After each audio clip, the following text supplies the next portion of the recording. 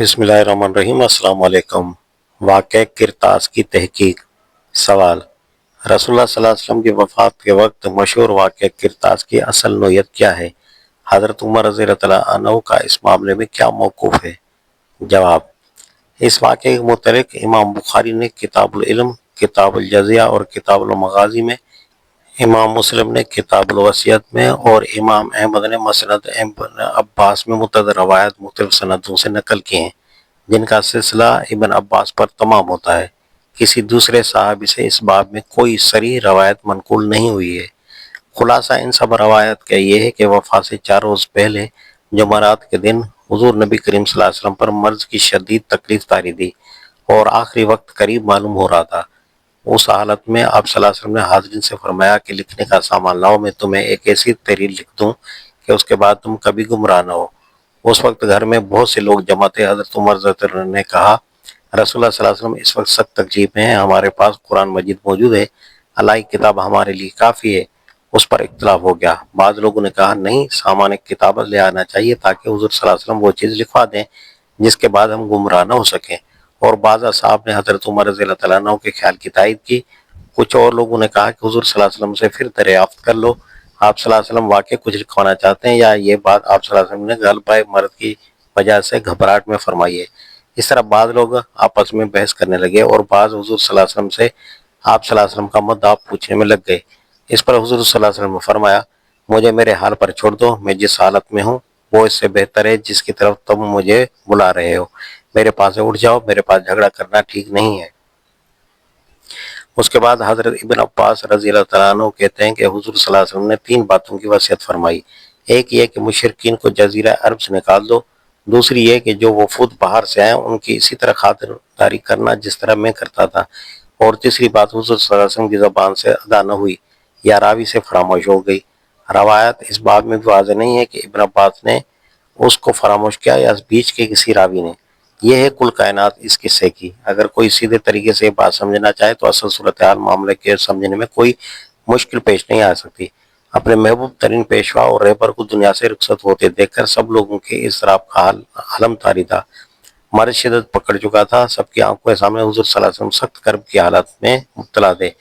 ابن عباس رضی اللہ تعالیٰ عنہ کا اپنا حال یہ تھا کہ اس واقعے کے سال بعد بھی ایک روز شاگردوں کے سامنے ان کی زبان پر جمعرات کا لفظ آیا اور یکایک پھوٹ پھوٹ کر رونے لگے۔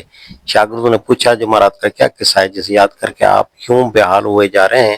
فرمایا، وہ دن حضرت صلی اللہ علیہ وسلم پر سخت تکلیف کا تھا، یعنی نبی صلی اللہ علیہ وسلم پر تکلیف شدت اختیار کی گئی تھی۔ اس سے اندازہ لگایا جا سکتا ہے کہ اس وقت جب کہ حضور صلی اللہ علیہ وسلم پر یہ حالت طاری تھی، آپ صلی اللہ علیہ وسلم کے جان نثار خادموں پر کیا گزری ہوگی۔ اس حالت میں قلم دوات منگوانے کے لیے حضور صلی اللہ علیہ وسلم نے ارشاد فرمایا اور غرض یہ بیان فرمائی کہ ایسی کوئی چیز لکھوا دیں جس سے امت بعد میں گمراہ نہ ہونے پائے۔ مرض کی شدت میں ممکن ہے کہ بات صاف بھی زبان مبارک سے ادا نہ ہوئی ہو، اسی وجہ سے حاضرین کو شبہ ہوا کہ گھبراہٹ میں آپ صلی اللہ علیہ وسلم نے کچھ فرمایا ہے جسے پھر پوچھ کر تحقیق کرنا چاہیے۔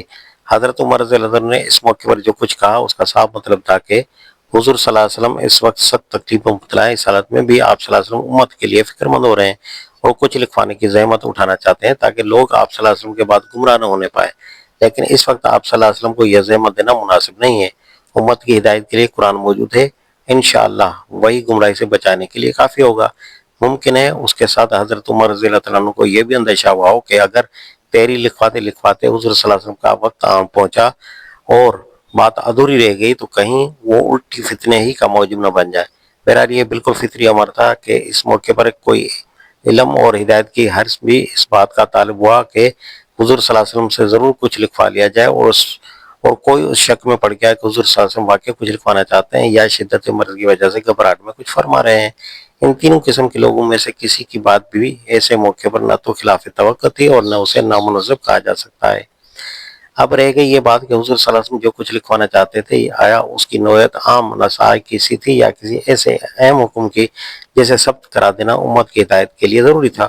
تو اس کا فیصلہ بعد کے واقعات نے خود ہی کر دیا۔ حضور صلی اللہ علیہ وسلم اس واقعے کے بعد بھی 4 دن تک زندہ رہے۔ ان دنوں میں مرض کی شدت کا حال بھی یکساں نہیں رہا اور اس زمانے میں وہی سب لوگ آپ صلی اللہ علیہ وسلم کے پاس بیٹھے بھی نہیں رہے جو جمعرات کے دن اس وقت خاص پر موجود تھے، بلکہ اس مدت میں آپ صلی اللہ علیہ وسلم کو مسجد نبوی میں تشریف لے جانے اور جماعت صحابہ کرام سے خطاب کرنے کا موقع بھی ملا تھا۔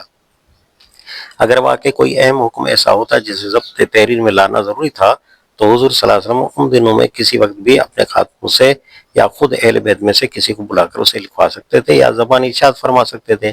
اس سے حضرت عمر رضی اللہ عنہ کے اس موقف کی صحت بالکل واضح ہو جاتی ہے۔ انہوں نے ٹھیک سمجھا تھا کہ شدت مرد میں امت کی فلاح کے لیے حضور صلی اللہ علیہ وسلم فکر مند ہو رہے ہیں اور کچھ نصح لکھوانا چاہتے ہیں۔ کسی بنیادی مسئلے کا فیصلہ لکھوانا اس حالت میں پیش نظر نہیں ہے، اس لیے اس تکلیف اور کرب کے عالم میں حضور صلی اللہ علیہ وسلم کو یہ زحمت دینا ٹھیک نہیں۔